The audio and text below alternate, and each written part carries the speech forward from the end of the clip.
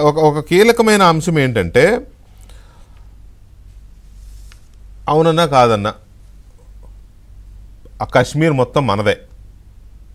పుల్లారావు గారు video of అయిందా?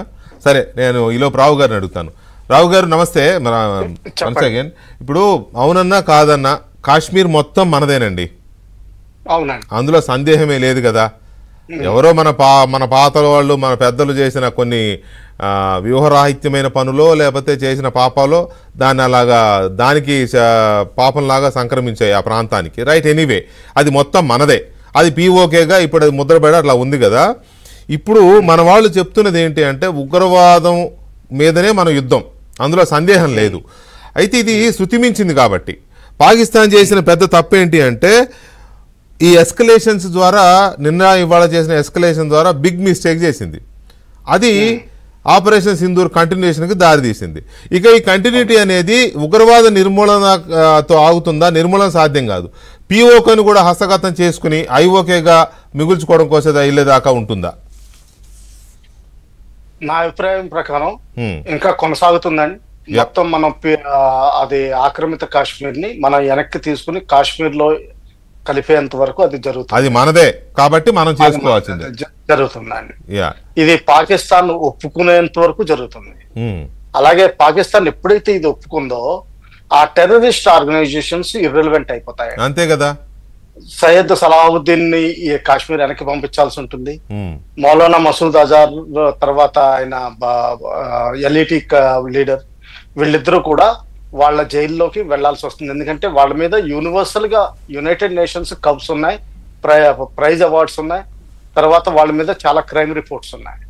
మన ఇండియాలో కూడా మసూద్ అజార్ మీద చాలా కేసులు ఇంకా పెండింగ్ అలాగే ఉన్నాయి. ఆ రోజు అంటే తప్పించుకున్నారు కానీ ఈ రోజు మళ్ళా ఆ కేసుల నుంచి తప్పించుకోలేరు.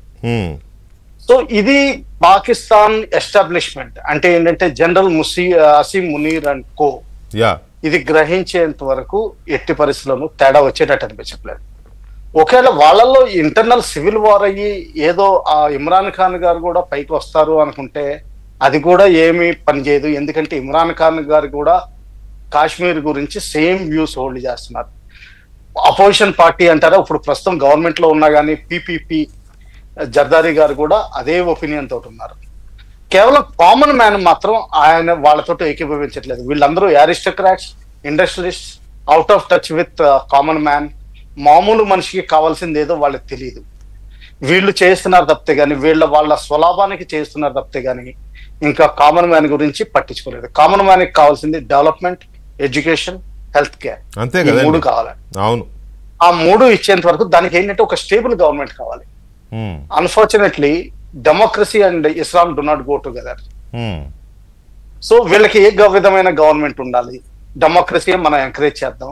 మన ఇండియాలో బ్రిటిష్ వాళ్ళు నేర్పించిన డెమోక్రసీ ఎలాగైతే ఉందో అలాంటిది తీసుకురావాల్సిన అవసరం కూడా ఉంది. అంటే కొత్త నాయకత్వం కూడా రావాలి. అవును. సో ఇది చాలా సంవత్సరాలు పడుతుందని. కాకపోతే ఏంటంటే ప్రస్తుతానికి ఉన్న లీడర్షిప్ ని తీసి ఇంటరిమ్ లీడర్షిప్ ఇటువంటి వాటికి భావాలు ఉన్న ఇంటరిమ్ లీడర్షిప్ తీసుకొస్తే చాలా మంచిదండి. అప్పటి వరకు ఈ యుద్ధం ఆగేటట్టు కనిపించట్లేదు. ఎందుకంటే వాళ్ళు రిటాలియేషన్ ఆఫ్ చేయట్లేదు. ప్రతిరోజు రాత్రి ఏదోటి జరిగేటట్టు అనిపిస్తుంది. రేపు పొద్దున్న ఈ రోజు న్యూస్ సాయంకాలం పడుకునేటప్పుడు పొద్దున్న 8:30 కల్లా ఫుల్ మారిపోతుంది. బ్రేకింగ్ మీద బ్రేకింగ్లు వచ్చేస్తా ఉన్నాయి. ఎందుకంటే మినిట్ అప్డేట్స్ వస్తున్నాయి, కొత్త అప్డేట్స్.